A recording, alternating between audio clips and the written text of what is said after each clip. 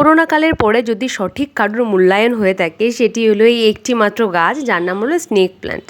আগে আমরা ছোটোবেলায় পাড়ার অলিতে গলিতে বেড়ার ধারে সব জায়গায় এই গাছটিকে পড়ে থাকতে দেখতাম। নামও জানতাম কিনা আমি জানি না, আমি তো জানতামই না। তারপর এখন এই স্নেক প্ল্যান্টের মূল্য আমরা সকলেই জানি, নার্সারিতে কিনতে যান অনেক টাকা দাম নেয়। তো ওয়েলকাম ব্যাক বন্ধুরা, আশা করি আপনারা সবাই বুঝতে পারছেন আজকে আমাদের টপিক হলো স্নেক প্ল্যান্ট। বর্ষাকালে অনেককে স্নেক প্ল্যান্ট নিয়ে বেগ পেতে হয়, কারণ বর্ষাকালে রুট রট হওয়ার সম্ভাবনা খুব বেশি বেড়ে যায়। এটি কিন্তু অ্যাকচুয়ালি একটি হার্ডি প্ল্যান্ট, কিন্তু ততটাই সেন্সিটিভ। যদি আপনার ঘরে গাছটি একবার দাঁড়িয়ে যায় তাহলে অসংখ্য বেবি পাপস পার করবে, তার গাছটি আর শেষ হবে না। কিন্তু যদি গাছটি আপনি ঠিকঠাকভাবে মাটি চয়ন করতে না পারেন, জল দেওয়ার প্রসেস ঠিক না থাকে, তাহলে গাছটিকে বাঁচানো সত্যিই খুব মুশকিল হয়ে পড়ে। এই গাছটি আমি এনেছিলাম এমনি, মানে নার্সারি থেকে না, একটা পাড়া থেকে অনেকগুলো গাছ একসাথে নিয়ে আসি আমি। একটা কাকু আমাকে দেন, কিন্তু নিয়ে আসার পরেই সেটা যখন আমি রিপোর্ট করার পর আমার মাটি ঠিকই ছিল, কিন্তু রিপোর্ট করার পর ওটা রুট রট হয়ে যায়। দেখুন সবসময়ই রুট রট আপনার মাটির কারণেই হবে তা না। অনেক সময় কী হয়, একটা গাছ শুকনো থাকলে বেশি দিন দীর্ঘদিন ধরে, তখন যদি হঠাৎ করে সে মাটির দিকে জল পায় একটা রুটরট হয়, তবে সেই রুটরট থেকে গাছটা সার্ভাইভ করে যায় যদি আপনি বুঝতে পারেন। আর যদি না বুঝতে পারেন, গাছটা মাটির মধ্যেই থেকে যায়, তো সেক্ষেত্রে রুটরট হয়ে গাছটি পচে মারা যায়। আমি গাছটি রিপোর্ট করার পর এটা আমার মধ্যে আছে, একটু গাছ রিপোর্ট করার আমি চেক করতে থাকি, বারবার মাটি থেকে খুলতে থাকি নতুন গাছ অবস্থা, কারণ আমি দেখতে থাকি রুটটা কতটা ডেভেলপ হয়েছে। তো সেরকমই অবস্থায় গত বছর যখন আমি এটাকে রিপোর্ট করেছিলাম, তখন এটি রুটরট এসে গেছিলো। তো রুটরট ম্যাক্সিমামটাই আসে এই বর্ষাটা যায় এই সময়টাতে, বর্ষার সময় এই সময়টাতে। তো তখন থেকে আমি কি করি, খুব গরমকালে ওপর থেকে জল দিই, জল দিই। আর এই বর্ষা বা এই সময়টা আমি ওপর থেকে জল দিই না, কারণ এই রুটরট হওয়ার যে ভয়টা থাকে। তো আমি সেটাকে তখন জলটা আমি দিই একটা ট্রের পারে, গাছের পুরো প্লান্টারটাকে আমি বসাই, যাতে ও মানে তলা দিয়ে জল দিই, যেটাকে বলা হয় আপনার বটম ওয়াটারিং। দেখুন, মাটির কথা বলতে গেলে এর জন্য আপনারা অবশ্যই ভালো ড্রেনেজযুক্ত মাটি নেবেন, যাতে জল বেশিক্ষণ হোল্ড না থাকে। স্নেক প্ল্যান্টের রুট অত্যধিক ছোট হয়, গাছ দেখতে এত বড়, এর রুটস দেখলে আপনারা অবাক হবেন। যারা দেখেছেন তারা তো জানেন, যারা না জানো তোমরা, আমি তাদের জন্য বলছি, এর রুট প্রচণ্ড ছোট হয়।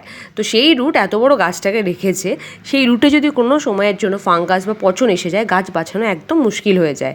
আমার একটি ভেরিগেটেড স্নেক প্ল্যান্ট ছিল, সেটি নার্সারি থেকেই খারাপ ছিল।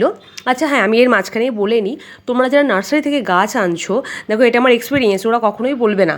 তখন যদি দেখো কোনো সময় গাছের পাতাতে কোনো কালো দাগ থাকে, কখনো তোমরা সেই গাছটা নেবে না। আমি যখন একটি গাছ কিনতে যাই, ওরা বলেছিল যে এটা কিছুই না, ধাক্কা লেগে গাছটার ওখানটা পচে গেছে, পাতা ধাক্কা লেগে।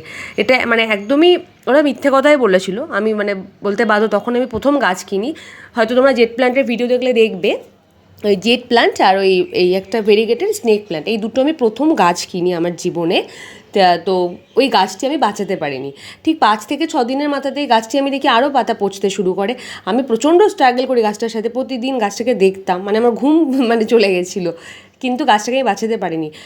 এটা ভুলটা কিন্তু নার্সারির ছিল, গাছটাতে অলরেডি পচন এসে গেছিলো, কিন্তু যেহেতু আমি নতুন ছিলাম, তো সেই হিসেবে না বুঝে গাছটাকে বাঁচাতে পারো। তো তোমরা এইটাই বলতে চাইছি, গাছ অবশ্যই দেখে নেবে। যে গাছ দেখবে পাতা পুরোটা ভালো, সেই গাছটা ভালো, এটা হেলদি গাছের পাতায় তোমার কথা বলে দেবে, ঠিক আছে? হ্যাঁ, তো মাটি যেটা বলছিলাম, তোমাদের মাটি যেন ঝুরঝুরে মাটি হয়, মাটিতে বালি মিশিয়ে নিও।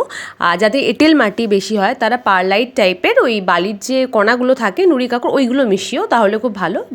মোট কথা জল বেরিয়ে যাওয়া নেই কথা। আর স্নেক প্ল্যান্টকে চেষ্টা করবে এরকম মাটির পাত্রে রাখতে, টেরাকোটাতে, প্লাস্টিকের পটে কিন্তু স্নেক প্ল্যান্ট পচে যায়। শীতকালে বর্ষাকালে প্রচণ্ড পরিমাণে খারাপ হয় স্নেক প্ল্যান্ট। যদি দেখো এখানে আমি এটা দেখতেই তোমাদের দেখাচ্ছি যে এখানে কী সুন্দর ছোটো ছোটো পাপস বার করে, এরকম প্রচুর, এটা ভরে যায়। আর এই ছোটো ছোটো যে স্নেক প্ল্যান্টগুলো দেখছো, এগুলো আলাদা ভ্যারাইটি।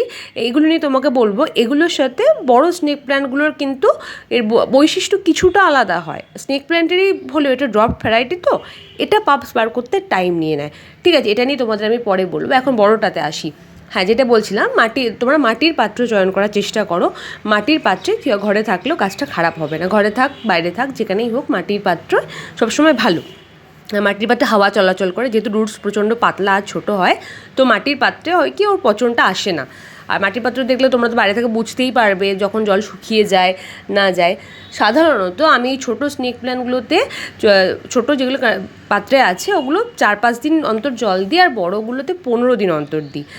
আর দেখো বলছিলাম না আমি এখন বটম ওয়াটারিং করি, আমি বটম ওয়াটারিংটা বড়ো পাত্রগুলোতে করি, ছোটোগুলো তো ওপর থেকেই দিই।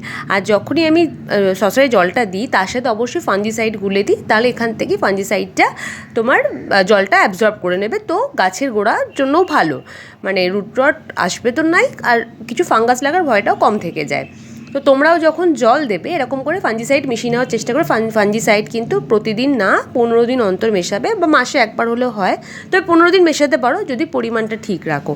অত্যধিক পরিমাণে যে দেবে না, গাছের জন্য তো হার্মফুল হয়ে যায়। অবশ্যই এই গাছটি কিন্তু যেই জল অ্যাবজর্ব করতে প্রচুর টাইম নিয়ে নেবে। হ্যাঁ, একটু টাইম নিয়ে নেয়, যদি সময় থাকে তোমাদের কাছে এইভাবে বসিয়ে রেখো। যদি তোমার মাটি খুব ঝুরঝুরে হয় তাহলে খুব তাড়াতাড়ি হয়ে যাবে। আমার এখানে মাটিটা একটু টাইটই আছে, মানে খুব ঝুরঝুরে না, তো তার জন্য একটু টাইম নেবে। আমি জানি, এটা আমি আগেও করেছি, মানে আমি সকালে বসাই সন্ধে হয়ে যায়, তো ঠিক আছে আমি এটাকে ছেড়ে দিই, সেই দিনটার জন্য ছেড়ে দিই যতক্ষণ ও নিচ্ছে। আর জানলাটা খুলে দিই, জানলাটা এমনিতেও আমার খোলা থাকে যাতে হাওয়া বাতাসটা জলের সাথে সাথে পেতে থাকে, কারণ গাছটি বললাম না সেন্সিটিভ।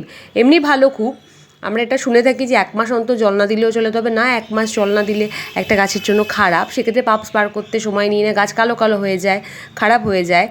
আর স্নেক প্ল্যান্টের পাতাগুলো তো দেখছোই এখানে কত, মানে ছোটো কন্টেনারটা হলেও এত লম্বা স্নেক প্ল্যান্ট খুব সুন্দরভাবে কিন্তু দাঁড়িয়ে আছে। এবার চলে আসে একটা ছোট্ট প্র্যাকটিসে। দেখো, তোমরা এই প্র্যাকটিসটা তোমাদের গাছের সাথে রেখো, গাছকে মাসে একবার বা 2 সপ্তাহ অন্তর একবার এরকম ফাঞ্জিসাইড মেশানো জলের মধ্যে একটা কাপড় নিয়ে গাছের পাতাগুলোকে ভালো করে মুছে নেবে। এতে হবে কি, তোমার গাছে ফাঙ্গাস লাগার ভয় কমে যাবে। আর গাছ যারা ঘরে রাখো সেক্ষেত্রে কী হবে, গাছ যদি একটু কম আলো পায় ও কিন্তু তরতাজা থাকলে সূর্যালোক নিয়ে পর্যাপ্ত পরিমাণে ও সালোক সংশ্লেষ করতে পারবে। আর গাছ যদি ধুলো পড়ে যায় তো গাছ তো নিজেই উইক হয়ে যাচ্ছে, সেক্ষেত্রে ভালোভাবে ও সূর্যালোকটা গ্রহণ করতে পারে না। তো আর দেখতেও সুন্দর লাগে, ঘরের মধ্যে যদি গাছ তুমি মুছে রাখো, গাছের পাতা এতটাই চকচকে থাকে আর গাছগুলো থেকে নতুন নতুন পাতা বেরোয়। সেক্ষেত্রে একটু ধরে ধরে করো, যদি গাছটার পাতা মুড়ে যায় একবার সেটা আর ভালোভাবে দাঁড়াবে না। তো এরকমভাবেই তোমরা আস্তে আস্তে করো। আর দেখো আমার গাছগুলো ড্রয়িং রুমেই থাকে, তোমরা চাইলে একটু হালকা সূর্যালোকে রাখতে পারো, আমি রাখি না, আমি ড্রয়িং রুমের কোণেই রাখি, এখানে ডিরেক্ট সূর্যের যে ডিরেক্ট আলোটা ওর ওপরে পড়ে না, যেটা পড়ে সেটা হচ্ছে উজ্জ্বল আলো। আর দেখো কতটা নোংরা গাছের থেকে বেরোচ্ছে পাতাগুলো থেকে, তো যতই পরিষ্কার রাখি না কেন এরকম পাতা বেরোয়। যেমন ঘরের মধ্যে তো ধুলো ঝুল এগুলো জমতেই থাকে, তো সেটা যেমন আমাদের পরিষ্কার করতে হয়, তো গাছের পাতাও এইভাবে যদি তোমরা পরিষ্কার করো গাছ খুব হেলদি থাকবে। তো এইভাবেই তোমরা তোমাদের স্নেক প্ল্যান্টকে কিন্তু প্রতিনিয়ত যত্নে রাখবে, তাহলে দেখবে বেবি পাপসে ভরিয়ে দিচ্ছে। আর দেখো সকালে আমি জল দিয়েছিলাম, সেই জলটা অ্যাবজর্ব করতে টাইম নিয়েছে তোমার সন্ধে হয়ে গেছে। তো যদি তোমাদের এইভাবে করো তোমরা রুট রট আসবে না। এইভাবেই তোমরা স্নেক প্ল্যান্টের যত্ন নাও, আশা করি তোমাদের স্নেক প্ল্যান্টও খুব ভালো থাকবে। আর ভিডিওটা কেমন লাগলো তোমরা অবশ্যই কিন্তু জানিও, তোমরা কিছু জানাও না, একটু জানানোর চেষ্টা করো, জানালে আমারও ভালো লাগে যদি তোমাদের ভালো লেগে থাকে। আর যদি কিছু তোমরা ইনফরমেটিভ লেগে থাকে চ্যানেলটি সাবস্ক্রাইব করে পাশে থেকো।